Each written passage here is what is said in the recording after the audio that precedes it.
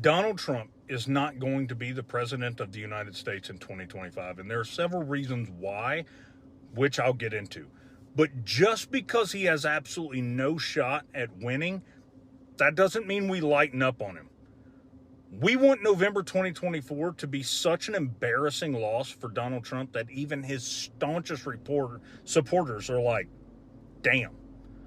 Because of the harm that he's done to this country, he needs to be embarrassed so bad that he sulks away into Mar-a-Lago with his tail between his legs, never to disgrace a spotlight again. And that's assuming he isn't in federal prison first. You can call that Trump derangement syndrome if you want to, but I call it seeing a horrible fucking human being for who he is. I mean, how do you take someone seriously when they say that they are the most honest person in the world? I don't understand how you take anybody seriously like that. Now, I got into a huge argument with my grandfather the other day over Trump, and I blame Fox News and conservative media because the way they portray Trump does a disservice to all American citizens. Now, I came with receipts, and I still thought my grandfather was going to punch me in the face while we were in the car, and he's 84 years old. Now, my grandfather doesn't even think Trump is a despicable human being, and because conservative media doesn't report on how grotesque Trump is, it absolutely boggles my mind. So here are the receipts. This is why Trump will never disgrace the White House ever again. First, there is not an unsubstantial number of Republicans who are so disgusted by Donald Trump that they will refuse to vote for him in November. Now, I personally know 6 lifelong Republicans who say they are voting for Joe Biden in November because they cannot fathom another 4 years of Trump's nonsense. And conservatively speaking, and that's no pun intended, 15% of the Republican Party will either abstain from voting in November or they will vote for Joe Biden. Now, here's the breakdown of the states Trump could potentially lose based solely on losing 15% of the Republican Party either to not voting or voting for Joe Biden. Now, North Carolina with 16 electoral votes. Biden lost North Carolina in 2020 by about 75,000 votes. If 15% of Republicans stay home or vote for Biden, Trump loses about 330,000 votes in North Carolina. He can't afford to lose 5% of Republicans in North Carolina.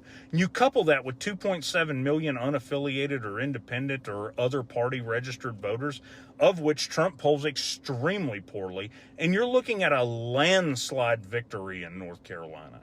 Now, Florida and its 30 electoral votes.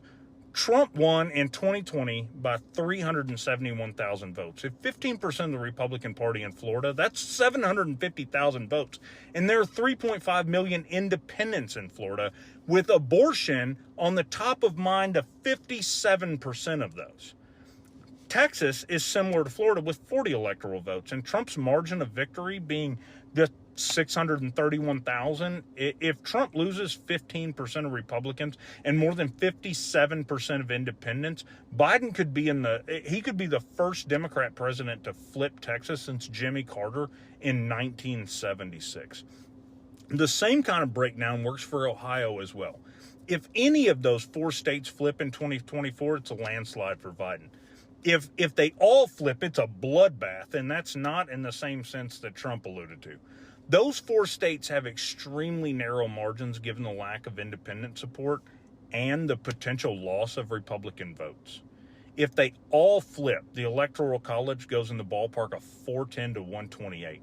If independents go 80-20 like I suspect them to, the margin of victory for Biden will be even more lopsided because there are other states that require the independent vote.